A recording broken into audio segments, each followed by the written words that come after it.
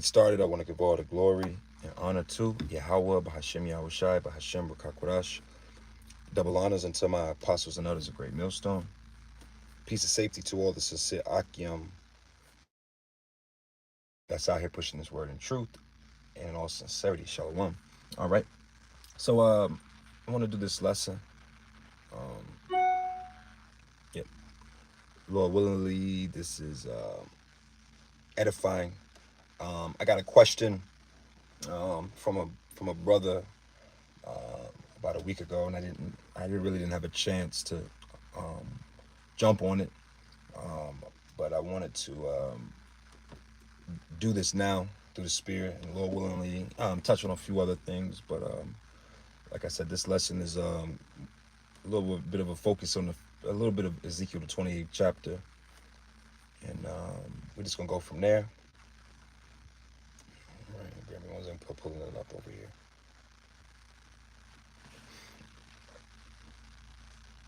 All right. So it says Ezekiel 28:1, and it says, "The word of the Lord came unto me, saying, Son of man, say unto the prince of Tyrus, Thus saith the Lord, power Yahweh Bashem Yahushai, because thine heart is lifted up, and thou hast said, I am God, I am a God, I sit in the seat of God in the midst of the seas, yet thou art a man and not God, though thou set thine heart as the power of Yahweh Bashem Yahushai." All right. So, this is really speaking to Esau. All right. All right. This is another title for him, another name for him in the scriptures. He's in that land, and so on and so forth. So when you see right here, it says, "Thy heart is lifted." Let's get another scripture. Bear with me 1 second. Pull up another window.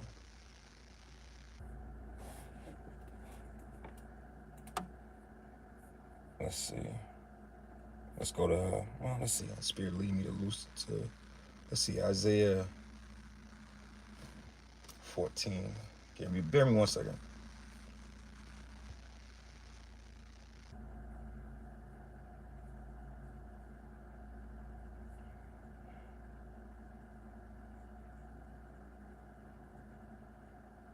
Yeah, this is Isaiah 14 and 11. And it says, "Thy pomp is brought down to the grave, and the noise of thy vows, the worm is spread underneath thee, and the worms cover thee. Thou art fallen from heaven, O Lucifer, son of the morning. How art thou cut down to the ground, which didst weaken the nations?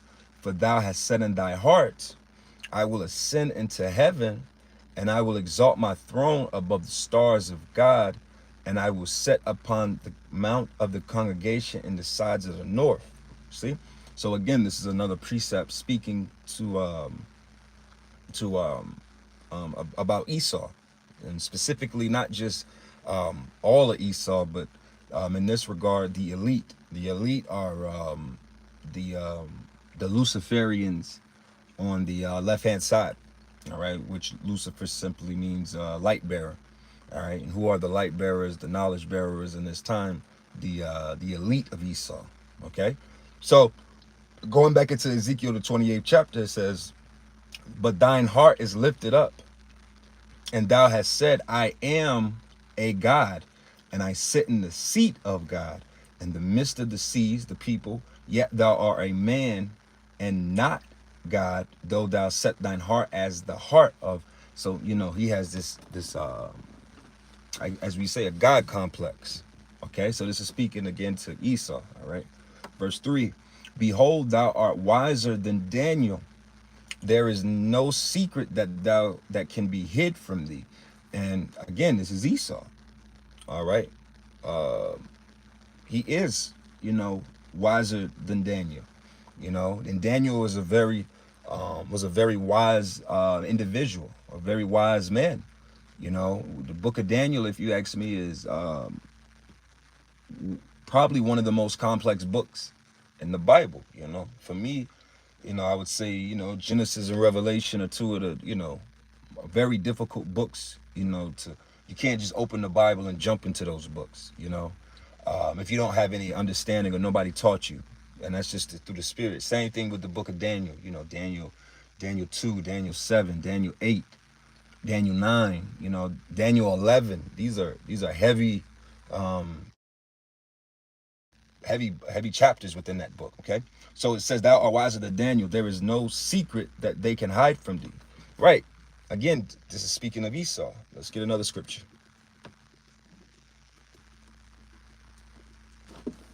This is Psalm 64:6, and it says, "They search out iniquity; they accomplish a diligent search.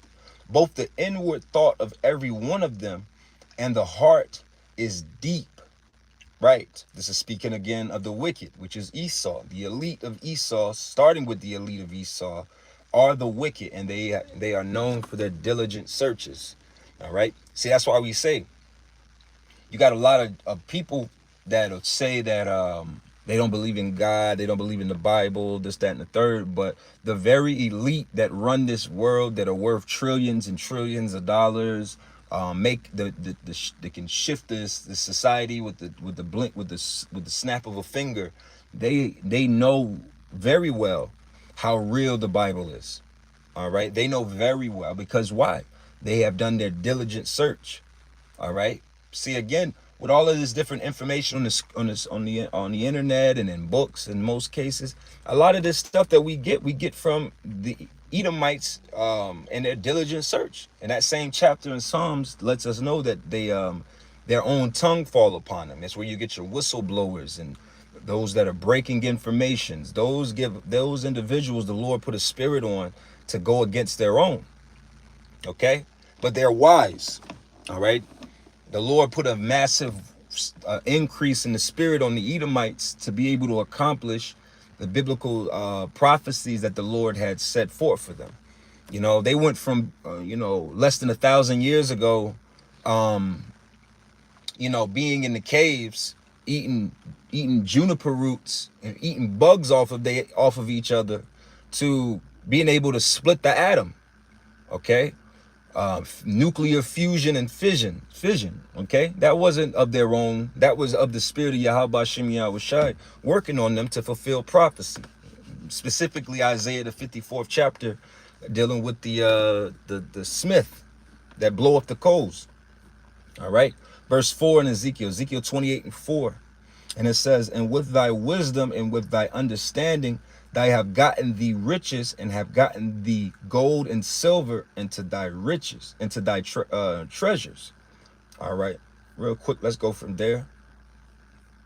I get two precepts. First one, let's go to the book of Job. Job 20, I believe.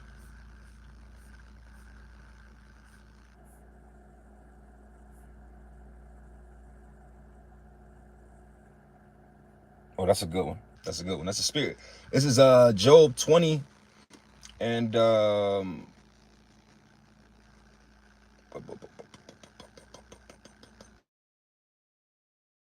15. Job 20 and 15, it says, "And he shall swallow down riches, and he shall vomit them up again. Yahweh Shem Yahushua shall cast them out of his belly." All right. So again, he has gotten rich through his what does it say? Through thy wisdom and thy understanding, thou has gotten riches, and has gotten gold and silver in thy treasures. So the Lord again put the spirit on these devils to be able to go into the earth and pull out these precious minerals and create cell phones, and create microchips, and you name it. That was of the spirit of the Lord that gave them the wisdom. Remember, all wisdom is from the Lord. All right. Now, the wisdom that we have, as it tells us in the book of James, is from on high. Their wisdom is earthly and sensual. Okay, but nevertheless, through that earthly and sensual wisdom, they were able to become extremely rich. Okay, Esau is extremely rich, starting with the elite. The elite of Esau are the wealthy. They're the rich. And you have even elite dealing with your Rockefellers and your the elite families They make Jeff Bezos look like a charity case. You know, his wealth don't mean nothing to them. All right. Let's go back to Job. Go to Job 27, since I'm in the book of Job. Job 27 and 13. And it says, this is the wicked man with Yahweh Shem Yahushai, and the heritage of oppressors, which they shall receive of the Almighty. Matter of fact, real quick, let's look up oppress.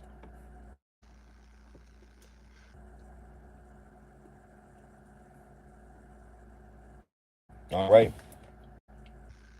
Oppress means to, this is the etymology, to press unduly upon or against, overbear, burden, weigh down, figuratively overwhelming, overpower, burden with cruel, unjust, or unreasonable restraints, um, to rape.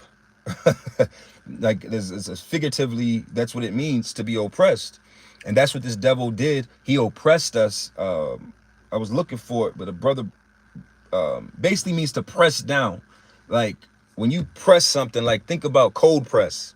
You know, if you sell like shea butter and mango butter and avocado oil, see like avocado oil, they'll take the seed of the avocado, and in cold press methods, you'll have that machine and it'll press it. It'll squeeze the literally the fluid out of that seed, which creates avocado oil.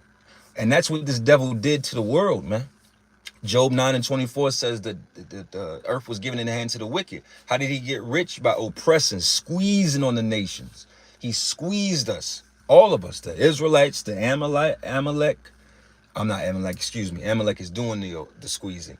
The so-called the all the nations, Ham, Ishmael, Amalek, Ammon, Moab, Esau squeezed them to be able to get all of this wealth. Okay, through.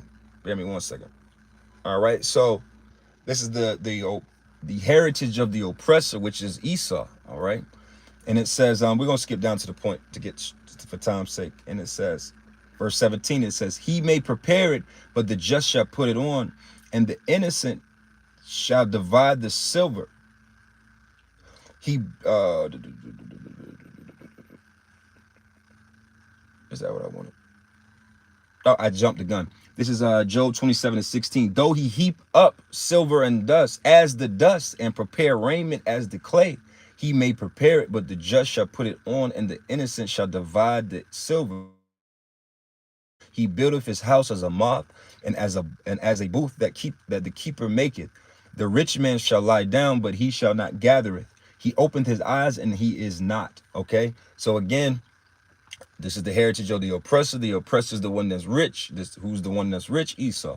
So back in Ezekiel, the 28th chapter, we're going now to 5. And it says, by great wisdom and by thy traffic, thou hast increased thy riches, and thine heart is lifted up because of thy riches. Right. Matter of fact, let's get another precept.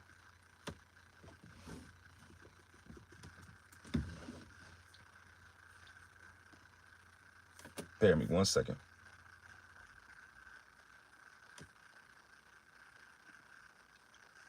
This is Sirach 10 and 30. It says, the poor man is honored for his skill, and the rich man is honored for his riches. He that is honored in poverty, how much more in riches? And he that is dishonored in riches, how much more in poverty? Right. So through his wisdom, he has increased, and his heart is puffed up. He's an oppressive rich man. He's literally Scrooge McDuck, or the story of Scrooge. You know, bite the penny to make sure it's real, and take your last penny, even though he's got more than he could ever spend. That's Esau. Okay. All right. Verse 6. And it says, therefore, thus saith the Lord Yahweh Shem Yahushai, because thou hast set thine heart as the heart of Yahweh Shem Yahushai. Behold, that pride. Right. That's that pride. You know, Esau has this concept in his head that he's above Yahweh Shem Yahushai. So the Lord scriptures say that the Lord, why is ashes and earth, pride, full of pride, or whatever, roughly paraphrasing. That's the same book, I believe, Sirach, the 10th chapter. Matter of fact, let's see. Let's see. Yep. Sirach 10 and 9. Why is earth and ash proud? There is not a more wicked thing than it's man. Again, for the time's sake, I'm not going to get it, but I'll quote it. Micah 2 speaks about the fact that he oppresses a man, yea, even a man in his heritage, right? So again, there's no more wicked thing than a covetous man. For such as one setteth his own soul to sell, because while he liveth, he casteth away his bowels. Okay, so why is earth and ash proud? That's Esau. He's very, very proud to be able to think that you could sit in the seat of Yahweh Shem Yahushua, or above Yahweh Shem Yahushua, over everything that he created. Even you being one of his creations is extremely proud. Okay, so verse 7, behold, therefore, I will bring strangers upon thee, the terrible of the nations, and they shall draw their swords against the beauty of thy wisdom, and they shall defile thy brightness. And that's what we're witnessing. We're witnessing the falling of this nation. Thou shalt be greatly despised amongst the heathens. Obadiah 1 verse 2 or 3ish. Right, we just left Isaiah the 14th chapter. That is this he who weakened the nations? You know, a taunting proverb. That's all of that energy is coming back towards him. All right, verse 8, and they shall bring thee down to the pit, and thou shalt die the deaths of them that are slain in the midst of the sea. Verse 9, wilt thou yet say before him that slayeth thee, I am God? But thou shalt be a man and no God in the hand of him that slayeth thee. Right? This devil is going to be shown to just be simply flesh and blood. All right, and a man and a weak man at that. Okay, that's why the Lord is doing this. The Lord is puffing him up. The Lord is even going to put the spirit on, and the Lord is actually putting the spirit on him to do this, to fight. All right, to bring about that judgment. Okay, verse 10, and it says, thou shalt die the death of the uncircumcised by the hand of the strangers, for I have spoken it, saith the Lord. Moreover, the word of the Lord came unto me, saying, son of man, take lamentations upon the king of Tyrus, and say to him, thou slippest up the sum, full of wisdom, perfect in, thou hast been in the garden, in Eden, the garden correctly, in gold, and the workmanship of the tabrets and of thy pipes was prepared in the day of and prepared in thee in the day that thou was created. Right? So again, this is going into basically, hold on, let's get it. There, me show you this. All right, this is Jeremiah 51 and 7. Right, and it says, Babylon hath been a golden cup in the Lord's hand, that made all the earth drunken, and the nations have drunken of her wine. Therefore the nations are mad. See, tying right into Ezekiel the 28th chapter. The Lord created this place to be a beacon of light, in the senses of everybody is at awe of this place. And now, beauty. You know, there. Matter of fact, let's get another one. Let's go to we're gonna go to Revelation. What's that? 18.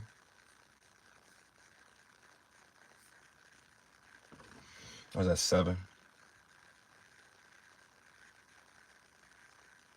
That's a good one too. Revelation 18 and 7. And it says, how much she have glorified herself and lived deliciously, so much torment and sorrow give her. For she saith in her heart, I am a queen and am no widow and shall see no sorrow. Right, let's go. I think the next one is what I was looking for, was in 17, but that was a good one as well too. This is Revelation 17 and 3, and it says, and I can start at the top. Revelation 17 and 1. And it says, and there came one of the seven angels which had the seven vials, and talked with me, saying unto me, come hither, I will show unto thee the judgments of the great whore that sitteth upon many waters, with, remember the other one, scripture said seas, right? With whom, because that represents people. All right, I think as Revelation, the 5th chapter goes into that, I believe. I could be, I know it's in the book of Revelation. It speaks about the sea of people, the sea is people. Verse 2, it says, with whom the kings of the earth have committed fornications. All right, and the inhabitants of the earth have been made drunk with the wine of her fornication. So he carried me away in the spirit into the wilderness, and I saw a woman sit upon a scarlet colored beast, full of the name of blasphemy, having 7 heads and 10 horns. And the woman was arrayed in purple and scarlet colors, very rich colors. These are very rich items, right? Scarlet colors, and decked with gold and precious stones and pearls, having a golden cup in her hand, full of the abominations and filthiness of her fornications. And upon her forehead was a name written, Mystery Babylon the Great, the mother of harlots and abominations of the earth. Okay, so let's go back to this Ezekiel, and we're going to keep going on. It says, verse 14, it says, and thou art the anointed cherub that covereth, and I have set thee so. Thou wast upon the holy mountain of God. Thou hast walked up and down in the midst of the stones of fire. Thou wast perfect in all thy ways from the day thou wast created till iniquity was found in thee. All right. Now this is it says verse, wait a minute. Thou was perfect in the hold on, saying fuck it with me. Right. Because see, even this land that we're in, this land was once known as was basically perfect, you know, until what, Esau came and he started messing up the natural orders of things. But at one point, basically at one point, really, if you want to say, the whole world was once known as Eden. All right, the garden was eastward in Eden. All right, but Eden, when you go into it, I believe it means pleasure. All right, but look at this place now. This place went from being a place that represented a form of pleasure, a pleasure island, right, pleasure land, to now it's the land bitter. It's America. Okay, so reading on, it says, by the multitude of thy merchandise they have filled the midst of thee with violence, and thou hast sinned. Therefore I will cast thee as profane out of the mountain of Yahweh Shem Yahushua, and I will destroy thee, O covering cherub, from the midst of the stones of the fire. Right. So again, this is going into this the destruction that is going to come to this place that was once a beautiful place. Okay, so I'm not going to read the rest of it. The main questions were in the first few verses. So in fact, it's only a few more verses. This is verse 17. It says, thine heart was lifted up because of thy beauty. Thou hast corrupted thy wisdom by the reason of thy brightness. I will cast thee to the ground, and I will lay thee before kings, that they may behold thee. Right. And that's what happened. The pride goeth before the destruction. Okay. And it is corrupted. Like, look at this place, man. Look at, like, really when you look at this place, it looks like the earth in general, but really look at Babylon the Great, America, the virgin daughter of Babylon, untouched place. This place is a big landfill. All right. It's dirty, it's filthy. Okay. So let's keep going on, because I'm gonna have to close up here in a few. And it says,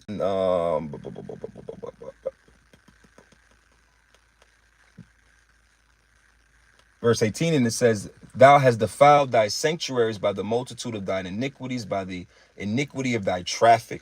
Therefore will I bring forth a fire from the midst of thee, and it shall devour thee, and I will bring thee to ashes upon the earth in the sight of all them that behold thee. Right? Because again, think about all the traffic and how it's polluted, man. The way that this place is rich is off of off of pollution. Matter of fact, let's get that real quick.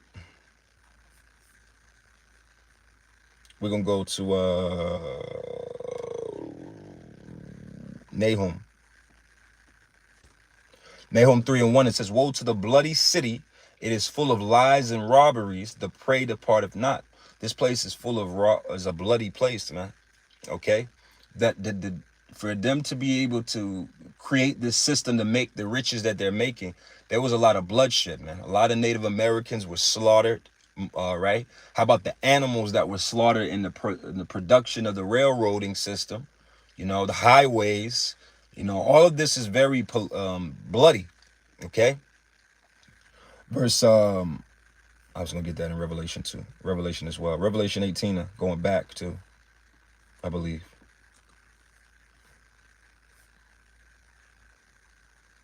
Yep. What does it say in Ezekiel? It said, and therefore I will bring forth a fire from the midst of thee, and it shall devour thee, and I will bring thee to ashes upon the earth in the sight of all them that behold thee. Right, Revelation 18, and back to it, going to verses 10, and it says, standing afar off for the fear of her torment, saying, alas, alas, that great city Babylon, that mighty city, for in 1 hour is thy judgment come, and the merchants of the earth shall weep and mourn over her, for no man buyeth their merchandise anymore. Right? What good is merchandise without traffic? You know, even in this realm of the internet, what do they call getting people to your pages? You got to get more internet traffic, which is what? People visiting your page, looking at what you have. More people that visit your page means more people that'll possibly buy something from your page. But in this place, this is a place of wickedness, and the Lord is going to bring it all to naught. That's why in Isaiah 13th chapter, it says that the Arabians shall not pitch tent there anymore, representing stores, merchandise. Okay. Reading on, it says, verse 19, and it says, and they that know thee among the people shall be astonished at thee. Thou shalt be a terror, and never shalt thou be any more. Again, the word of the Lord came unto me, saying, Son of man, set thy face against Zidon, and I'll prophesy against it. Again, Tyre and Zidon, these are lands that are in the land, basically in the land of Israel, right? But who dwells in those lands now? Who's actually in the land of what's the cities? Ashkelon and Tyre and these places. All right. Verse 22, and say, thus saith the Lord, behold, I am against thee, O Zidon, and I will be glorified in the midst of thee. And how is the Lord being glorified? If this is if this place, this city here, represents Zidon as well, Babylon. All right.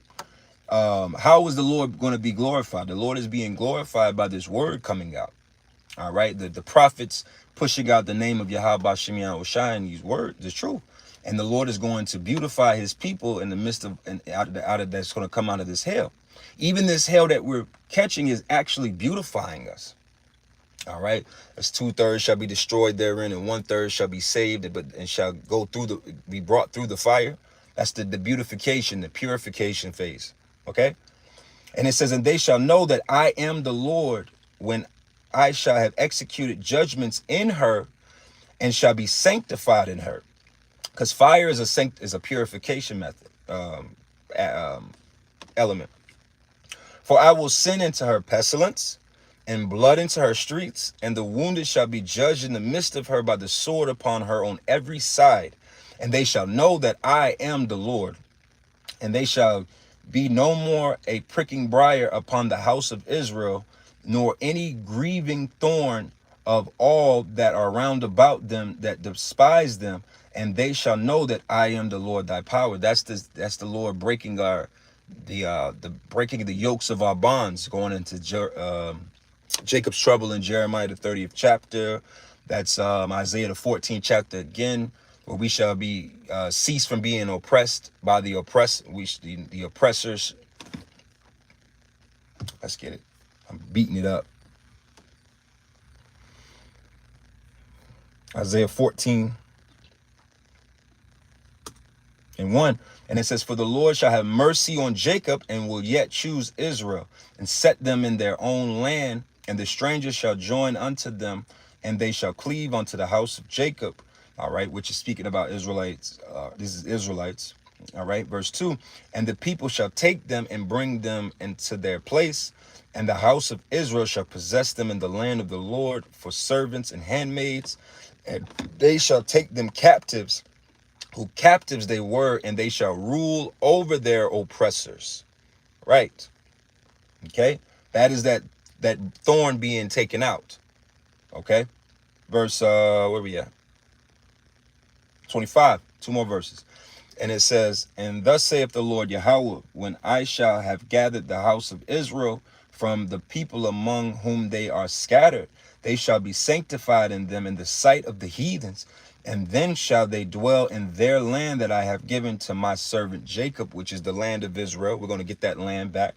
All right, which not just the land of Israel, but actually the whole world. All right, is going to be ours again, because it was meant for.